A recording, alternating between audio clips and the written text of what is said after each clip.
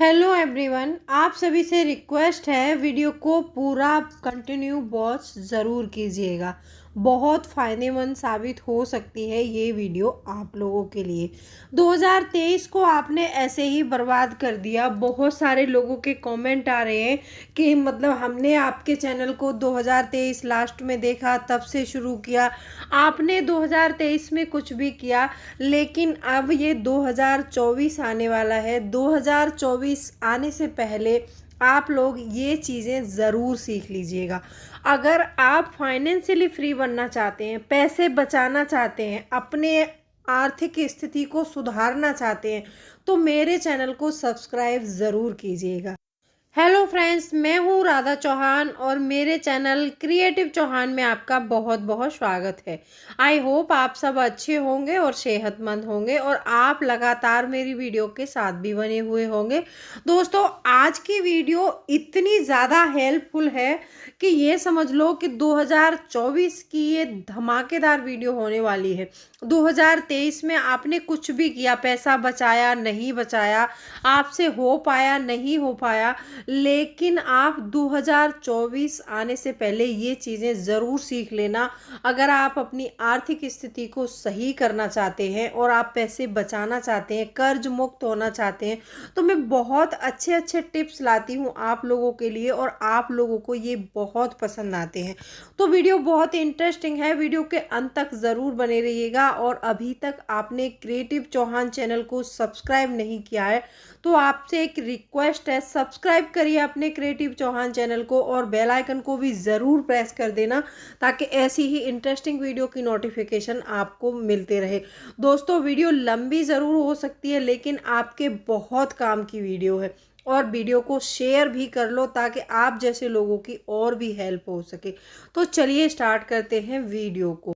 अच्छा, सबसे पहली बात यहाँ पर ये आती है कि बहुत से लोग ऐसा सोचते हैं कि पैसे तो हम बहुत कमाते हैं, लेकिन पैसे बचते नहीं हैं। ऐसा कहते भी सुना होगा कि मतलब मेरी पॉकेट में पैसा आता है और आते ही खर्च हो जाता है, पता नहीं चलता है।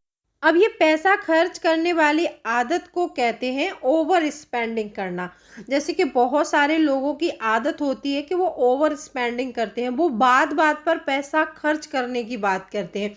बहुत से लोगों को देखा होगा आपने कि घर में बैठे हैं और कोई काम नहीं है उनके पास, कुछ भी, किसी का फ़ोन आ गया, चलो पार्टी कर लेते हैं, चलो घूम कर आ जाते हैं। लेकिन घर में बहुत सारे काम पड़े रहेंगे, उन कामों पर वो ध्यान नहीं देंगे, लेकिन पार्टी कर लेते हैं, घूम कर आ जाते हैं। आ जाओ कहीं चलते हैं, मन नहीं लग रहा है, नहीं मन लग रहा है तो शॉपिंग करने चले जाते हैं।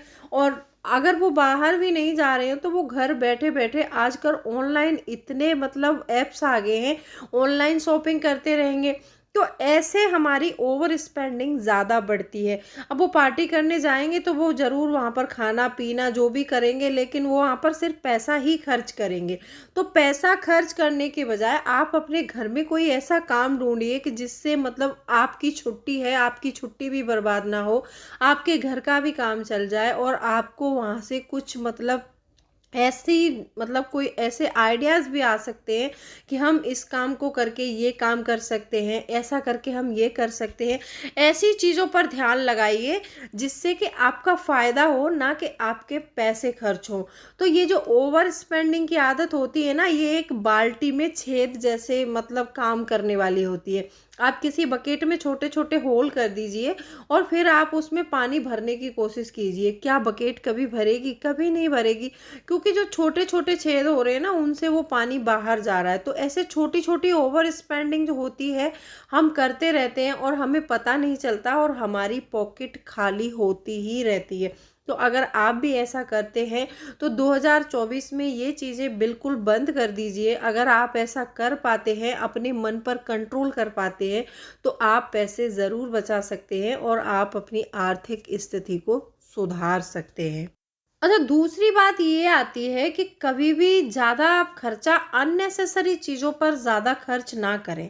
बहुत से लोग ऐसे होते हैं कि घर में ऐसी अननेसेसरी चीज़ें लेकर आते हैं कि शायद इनकी ज़रूरत नहीं थी, लेकिन फिर भी परचेसिंग करे जा रहे हैं वो।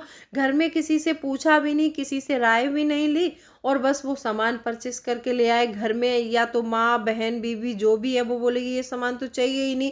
और बहुत से लोगों की आदतें ऐसी भी होती हैं कि एक बार परचेस तो करके लाते हैं, लेकिन वो उसको ना तो चेंज करने जाएंगे और ना ही वो उसको वापस करने के लिए जाएंगे, ना ही जाकर ये बोलते हैं कि इसको हमें रिटर्न करना है, फिर वो सामान घर में पड़ा रहता है। तो कोई भी चीज़ परचेस कर रहे हैं उसको परचेसिंग करने से पहले अपने घर वालों की राय ज़रूर लीजिए।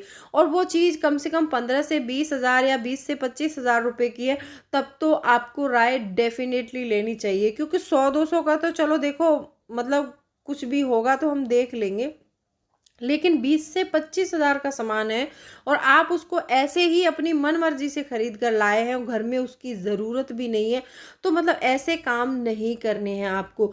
बहुत सारे लोगों को मैंने देखा है कि वो ऐसे ही काम करते हैं और अपना सारा पैसा इन्हीं चीज़ों पर वेस्ट करते रहते हैं। अगर आपके अंदर भी ऐसी आदत है कि बिना सोचे समझे कोई भी चीज़ परचेस करते हो, तो 2024 आने से पहले ये सारी चीज़ें बंद कर दो, तो पैसा ज़रूर बचेगा। तीसरा पॉइंट आता है कि स्टार्टिंग से ही अपनी सैलरी का 20% पैसा ज़रूर बचाएं। देखो अभी जो बच्चे हैं 18 से 20 साल की एज में है, 20 से 25 साल की एज में है, तब बच्चे मतलब जो है ग्रेजुएशन कंप्लीट करके सोचते हैं कि हम एक जॉब करें। जैसे ही वो जॉब करना स्टार्ट करते हैं तो वो क्या करते हैं कि आईफोन खरीदना, ईएमआई पे सामान परचेस करना, ओवर स्पेंडिंग, लाइक ऐसी चीज़ें खरीदते हैं कि जो उनके मतलब समय के साथ जिनकी कीमतें कम हो जाएंगी, बढ़ेगा कुछ भी नहीं। मान लो आपने एक आईफोन खरीद लिया, भले ही आपने आज खरीदा वो 1.5 लाख रुपए का, अगर उसको आपको 4 से 5 दिन बाद भी बेचना पड़े तो उसकी कीमत लगभग आधी ही देगा, कोई आपको पूरी कीमत नहीं देने वाला है। तो ऐसी चीज़ों की कीमत जो है समय के साथ घटती है। अब मान लो आपने कोई प्रॉपर्टी खरीद ली, या फिर आपने कुछ शेयर खरीद दिए, या फिर म्यूचुअल फंड में पैसा निवेश कर दिया, तो ये चीज़ें आने वाले टाइम में बढ़ेंगी और आईफोन जो पैसा से आपने खरीदा है, आईफोन की कीमत घट जाएगी। तो आप ऐसी चीज़ों पर पैसा इन्वेस्ट करें जिससे कि आने वाले समय में आपके पैसे की कीमत बढ़ सके। और अपनी सैलरी का 20% क्यों कहती हूँ मैं कि देखो 20% आप हर महीने बचाओगे तो आप आगे जाके अपना पैसा जो है बहुत काम में ला सकते हो, वो पैसा ग्रो कर सकता है। और समझो कि आपकी 15 से 20 साल की, 20 से 25 साल की एज है और आपने 25 साल की एज से पैसा निवेश करना शुरू किया, आपने इसको 30 साल कंटिन्यू रखा, तो आप वैसे ही करोड़पति बन जाओगे। आपको कोई ज़्यादा पैसे के लिए काम करने की ज़रूरत नहीं पड़ेगी। अगर आप शुरू से ही अपनी सैलरी खर्च करते रहोगे, पैसे नहीं बचाओगे, तो आपको कोई पूछेगा तक नहीं, क्योंकि आगे जाके आपके खर्चे बढ़ने वाले हैं। अभी आपकी 25 साल की एज है, आपकी शादी नहीं हुई है, आप अनमैरिड हैं, तो सोचो कि आपकी 20 हज़ार या 25 हज़ार सैलरी है, आप उसमें से 1 रुपया नहीं बचा रहे हैं। अब 2 से 3 साल बाद आपकी शादी हो जाएगी और आपकी एज भी कम से कम 30 के लगभग पहुंच जाएगी। फिर आपके बच्चे भी होंगे, आपका खर्चा भी बढ़ेगा, फिर आपकी पेमेंट में इतना ज़्यादा इंक्रीजमेंट नहीं होता है। तो आपको जो 3 साल मिले हैं, उन 3 सालों में अपने आप को ऐसा मतलब फाइनेंशियली कंडीशन अपनी ऐसी मजबूत बना लो कि आने वाले समय में आपको पैसे के लिए ज़्यादा भाग दौड़ नहीं करनी पड़ेगी। अगर आप अपना पैसा ऐसे ही बर्बाद करते रहे कम एज में, तो आगे जाके पैसे की दिक्कत आपको ज़रूर होने वाली है। और ये मैं 25 से 26 या फिर 20 से 25 साल के जो बच्चे हैं उनको बताना चाहती हूँ कि जैसे ही आपकी सर्विस लगती है, चाहे ये नहीं कि आप मतलब 1 लाख रुपए कमाएं तभी बचाएं, आप 20 हज़ार भी कमा रहे हैं तो उसमें से 4 हज़ार रुपये मंथली ज़रूर बचाइए। और 4 से 5 हज़ार में अपने खर्चे कंप्लीट करिए और 10 से 12 हज़ार आप अपने घर वालों को दे सकते हैं। तो आपको ऐसा ज़रूर करना है, क्योंकि आप अपना समय खर्च करके जो पैसा कमा रहे हो ना, वो आगे जाके आपके काम आना चाहिए। आप किसी को कितना भी दे दो, मैं ये नहीं कह रही कि घर वालों को नहीं देना, देना है, लेकिन अपने आप को भी फर्स्ट प्रायोरिटी में रखो, क्योंकि आगे जाके आपके खर्चे भी बढ़ने वाले हैं। चौथा पॉइंट आता है कि स्टार्टिंग से ही निवेश शुरू कर दो। देखो मैंने पहले भी बताया कि स्टार्टिंग से सैलरी का 20% बचाओ, और जो 20% आप बचा रहे हो उसमें से 10% पैसा निवेश ज़रूर करिए। और निवेश आपको सीखना पड़ेगा। अगर आप निवेश पर ज़्यादा इंटरेस्ट पाना चाहते हैं तो आप म्यूचुअल फंड में एसआईपी कर सकते हैं। एसआईपी के ज़रिए क्या है कि थोड़ा थोड़ा पैसा निवेश कर सकते हैं और आगे जाके वो आपका एक इकट्ठा बड़ा अमाउंट बन सकता है। निवेश कहीं भी करिए, चाहे शेयर मार्केट में करिए, चाहे प्रॉपर्टी में करिए, चाहे म्यूचुअल फंड में करिए, किसी में भी निवेश करिए, लेकिन निवेश आपको तभी करना है कि जब आपके पास निवेश की सारी जानकारी हो। पांचवा पॉइंट आता है कि अपने घर का खर्च हर मंथ एनालिसिस ज़रूर करें। बहुत सारे बच्चों को मैंने देखा है कि वो पैसे कमाते हैं, माँ बाप को दे देंगे, भाई बहन को दे देंगे, उनको ये नहीं पता है कि हमारे घर के खर्चे क्या है, हमारा पैसा खर्च कहाँ हो रहा है। जब आप कमाते हैं तो जब बॉस आपको 1 महीने के बाद सैलरी देता है ना, तो वो आपका आपने 1 महीना बेचा है, तब जाके आपके हाथ में वो सैलरी आई है।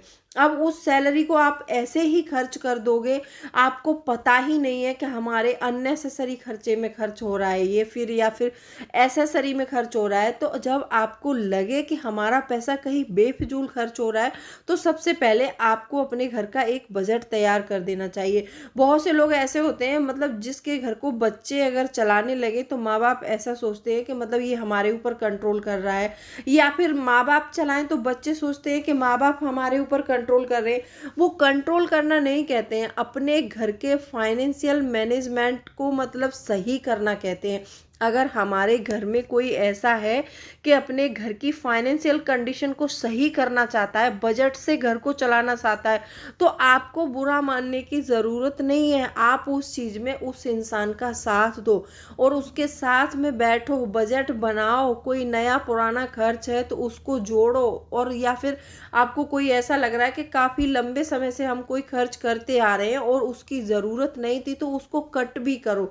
बहुत सारे लोगों को मैंने देखा है कि मतलब ऐसी चीज़ें मतलब उससे फैमिली में मैटर कर जाती हैं। कभी कभी किसी के दिमाग पर ऐसा इफेक्ट हो जाता है कि मतलब ये हमारे ऊपर रोक टोक कर रहे हैं। वो रोक टोक नहीं कर रहे हैं, वो आने वाले समय के लिए आपको तैयार कर रहे हैं। अगर आपके घर में कोई ऐसा है कि बजट से चलता है, पैसे बचाने के बारे में सोचता है, कंजूसी करता है, बहुत से लोग ऐसे बोलते हैं मतलब वो तो बड़ा कंजूस है, वो पैसे खर्च ही नहीं करता। वो कंजूस नहीं है, वो जानता है कि मैंने समय बेचकर पैसा कमाया है, तो इस पैसे को मुझे कैसे बचाना है। तो वो ये चीज़ें हमें सिखाते हैं और हमें सीखनी चाहिए, ना कि बुरा मानना चाहिए। छठवां पॉइंट आता है कि एक इमरजेंसी फंड हमेशा तैयार रखिए। देखो बहुत सारे लोग ऐसे होते हैं कि मतलब पैसे कमाते रहेंगे और खर्च करते रहेंगे, आने वाले समय के लिए वो कभी पैसे नहीं बचाते हैं। अगर आने वाले समय में, जैसे हमने देखा था ना, कोरोना आया था, तो कोरोना के समय में बहुत सारे लोगों को पलायन करना पड़ा था। ऐसी सिचुएशन कभी भी आए तो उसके लिए एक फिक्स अमाउंट अपना रखो। जैसे मान लो हमारी मतलब मंथली खर्च हमारा 20,000 का है, तो हमें क्या करना चाहिए कि 1 लाख रुपए कम से कम इमरजेंसी फंड में ज़रूर रखनी चाहिए। वो हो गया हमारा 5 महीने का घर खर्च हो गया। वो हमें एक साइड में रखना है, क्योंकि कभी कभी ऐसी कंडीशन आ जाती है कि हम पैसे के लिए काम नहीं कर पा रहे हैं और हमें जॉब स्विच करनी है। तो हम ऐसे, हमें पता है कि हमारे पास 1 लाख रुपए है, हमारा 5 महीने का खर्च आराम से चल जाएगा, तो हम जॉब भी स्विच कर सकते हैं। महीने 2 महीने मान लो जॉब हमको नहीं मिली, तो हमारा खर्च तो चल जाएगा। और मान लो कभी ऐसा होता है कि खुदा न खास्ता हम कभी बीमार हो जाते हैं, कभी कुछ भी हो जाता है, पैसे के लिए काम नहीं कर पा रहे। और आज भी इंडिया में बहुत सारे घर ऐसे हैं कि जो सिर्फ एक्टिव इनकम के भरोसे चल रहे हैं, जिनके पास पैसे भी इनकम नहीं होती है, तो उनके लिए इमरजेंसी फंड बनाना बहुत ज़रूरी होता है। तो आप इमरजेंसी फंड ज़रूर बनाइए। और आज की वीडियो में मैंने 6 तरीके बताए। वीडियो कैसा लगा? वीडियो पसंद आया है तो लाइक करो, नहीं पसंद आया तो डिसलाइक करो और कमेंट करो, वीडियो को शेयर करो। मिलती हूँ अगले वीडियो में, तब तक के लिए bye bye. Thanks for watching.